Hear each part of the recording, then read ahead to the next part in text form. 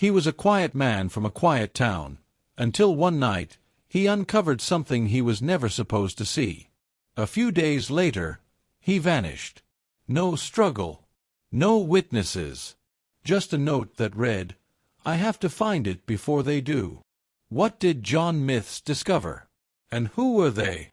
Tonight, we dive deep into one of the most haunting disappearances you've never heard of, a case buried under secrets, corruption, and fear. But before we begin, if you love true crime mysteries and real-life disappearances, please support this channel. Hit like, drop a comment with your thoughts, and subscribe so you never miss an episode. And don't forget to turn on the notification bell, so you're the first to know when a new story drops. When a person vanishes without a trace, they leave behind more than just confusion. They leave behind a hole in the world. A space filled with questions that no one can answer. This is the story of John Myths, a quiet man from Cedar Valley, who went to work one ordinary morning and never came home again. A story of secrets, silence, and a truth that may have died with him. Cedar Valley, Oregon, a town of barely 8,000. The kind of place where you can still hear church bells on Sunday mornings and see the same faces at the grocery store every week. John Myths lived in a small apartment above Harper's Hardware, right on Main Street. He'd been there for nearly 5 years, quiet, reliable, and liked by most who knew him. He wasn't rich, and he wasn't troubled. His life was simple. He worked at a regional shipping warehouse, fixed his old Chevy on weekends, and spent his evenings walking through Birchwood Park, headphones in, listening to true crime podcasts. His mother, Elaine, called him every morning and he always answered. Until the day he didn't. It was October 3rd, 2015. John's shift started at 6 a.m. His manager, Dale Turner, clocked in and noticed John's delivery van still parked outside the warehouse. By 6:30, John hadn't shown up. By 9 o'clock, his phone went straight to voicemail. That evening, Elaine stopped by his apartment. The air smelled faintly of coffee. His jacket was draped over the chair, his boots by the door, his phone charger gone. The bed was made as if he had planned to return. When police arrived, they found no signs of forced entry. The only thing missing was John's car, a white 2010 Chevy Impala. Detective Daniel Croft, who led the case, later said, "It looked like he'd just stepped out for a minute and never came back. No struggle, no broken locks, no blood. Just absence." By midnight, a search party was formed. Locals combed the nearby woods with flashlights, calling his name through the fog. Dogs traced John's scent for nearly 2 miles until it disappeared near Millstone Creek, a secluded hiking trail on the edge of town. 3 days later, searchers found John's car on an abandoned service road near an old lumber mill. The driver's seat was adjusted forward, too far for John's height. The keys were still in the ignition. Inside were his jacket, a half-empty water bottle, and a crumpled note on the passenger seat that read, "I have to find it before they do." It was written in his handwriting. Detectives scoured his phone and computer. His last text message, sent at 9:23 p.m. the night before he vanished, was to his co-worker Megan Hall. "Something's not right. If anything happens to me, check my locker."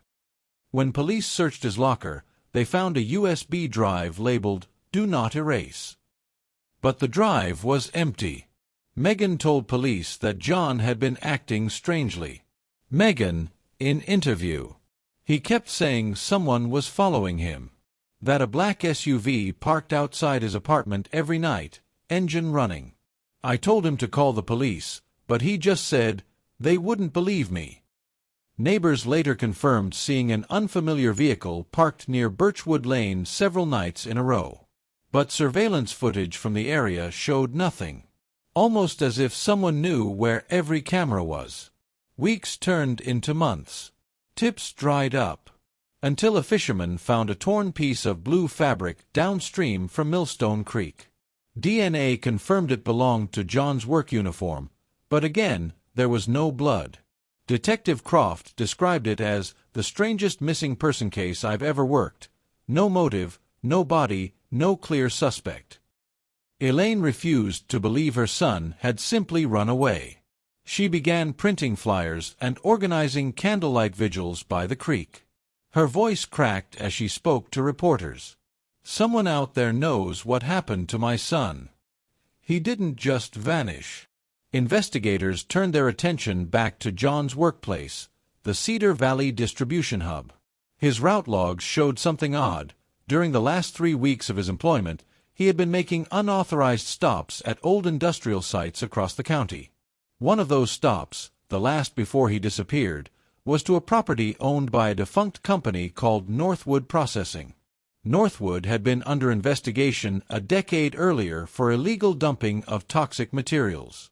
The company was dissolved, but its former CEO, Frank Latham, had disappeared shortly after the investigation ended. Was it a coincidence? Or had John stumbled across something connected to that past scandal? 1 month after the case went cold, an anonymous call came into the Cedar Valley Police Department. The voice was distorted, robotic, but tense. "If you want to find John, go to the old bridge on Route 12. Midnight. Don't bring lights." Police arrived minutes later. Under the bridge, they found fresh tire tracks, a smoldering campfire, and a small metal box.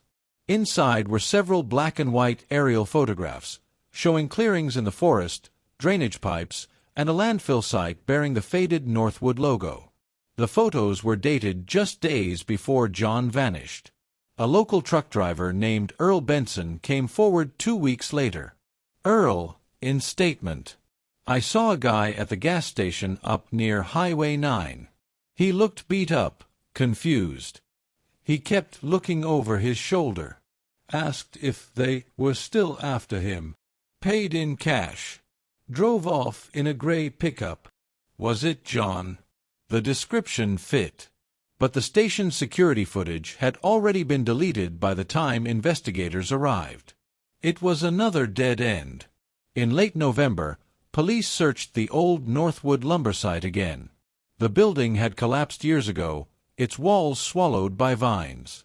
Inside, they found scattered tools, animal bones, and rusted barrels marked hazardous. Behind the structure was a small underground tunnel, sealed shut with concrete. Thermal imaging showed nothing inside, but locals whispered that strange lights appeared there at night, and that sometimes you could still hear an engine idling in the dark. The place became known as Myths Hollow. Elaine became a fixture in Cedar Valley, always searching, always asking questions. She kept a notebook filled with theories, tips, and the names of people who might have known too much. In one entry she wrote, "Someone is covering this up. John was close to proving something big." She even received an unmarked envelope one winter evening. Inside was a single photograph of her son, standing outside the Northwood site, time-stamped 9:47 p.m. the night before he vanished. Who took it, no one knows. In 2021, 6 years after the disappearance, a construction crew digging near Millstone Creek unearthed a rusted toolbox buried beneath tree roots. Inside was a plastic bag containing a USB drive. The files inside detailed waste shipments, bribes, and cover-ups, all connected to Northwood Processing. But the last file was chilling. A video clip, 47 seconds long. It showed John inside the warehouse, holding his phone camera toward a row of barrels labeled "Property of Northwood." He whispered, "They're still using it. They never stopped." A loud noise, footsteps, echoed behind him. The camera tilted, then the video ended. That was the last known image of John Myths alive. Investigators reopened the case as a criminal conspiracy. The documents tied Northwood's old operations to several local officials, including a current city council member and a retired sheriff's deputy. But the flash drive vanished from evidence months later. No one knew how. The chain of custody report was blank. Once again, the trail went cold. To this day, theories about John's disappearance flood online forums. Some believe he was silenced for uncovering the Northwood files. a whistleblower who paid the ultimate price. Others insist he went into hiding after realizing the danger he was in. Then there are those who believe something stranger, that John may have been part of the cover-up himself and disappeared to avoid exposure. But Elaine never believed that. "My son wasn't perfect," she said. "But he wasn't a liar. If he found something bad, he'd tell the truth, no matter the cost." Last year, a new development emerged. A private diver exploring Millstone Creek found a submerged metal frame tangled in weeds, possibly the remains of a car. Police later confirmed it was a white 2010 Chevy Impala, the same car John drove. Inside, they found personal belongings, a torn photograph of John and his mother, a ring, and a burned flash drive identical to the one recovered years earlier. But no remains. DNA analysis confirmed nothing. Today, Cedar Valley still whispers about the Myths case. His old apartment remains vacant, the rent unpaid but the door never released. Locals say sometimes they see the light flicker in the window, as if someone's still home. Detective Croft retired 3 years ago, still haunted by the case. He once said in an interview, "Some nights, I still hear his mother's voice asking if we found him. I wish I could tell her yes." Elaine, now 74, still visits the creek every October. She leaves flowers near the water's edge and whispers the same words each year. "Come home, Johnny. I'm still waiting." Narrator. There are stories that end with answers, and there are stories that end with silence. For Elaine Myths, silence became a way of life. For Cedar Valley, the disappearance of John Myths became a wound that never fully healed. And for the rest of us, it's a reminder that truth is often buried, but never completely gone. To this day, no one truly knows what happened to John Myths. Whether he uncovered a dangerous truth, or was silenced for getting too close, his story remains one of Cedar Valley's darkest mysteries. If you believe every disappearance deserves answers, please support this channel by liking this video, subscribing, and turning on the notification bell, so you never miss another story like this one. And tell us in the comments, what do you think really happened to John Myths?